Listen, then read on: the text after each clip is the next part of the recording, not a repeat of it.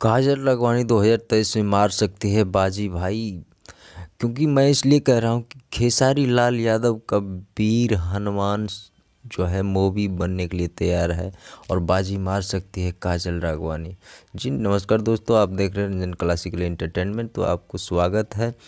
तो बता दूं, खेसारी लाल यादव का 2023 में बहुत ही अच्छा जो है फिल्म बनने वाला है भोजपुरी इंडस्ट्री में। जी हाँ, भोजपुरी इंडस्ट्री में बहुत ही बड़ा फिल्म बनने वाला है खेसारी लाल यादव का। और काजल राघवानी जो है इसमें बाजी मार सकती है थोड़ी सी मेहनत करके। और मेघाश्री और यामिनी सिंह पीछे हो सकती है। और काजल राघवानी चाहे तो मैं इसलिए बोल रहा हूँ कि काजल राघवानी और खेसारी लाल यादव का जोड़ी हिट रहा है और रहेगा। और हो सकता है कि काजल राघवानी भी हो सकता है ऐसे वीर हनुमान मूवी में काजल राघवानी भी आ सकती है। पर वैसे इससे वाद विवाद हो रखा है, तो आगे देखते हैं क्या होता है और कितना करीब आ पाता है।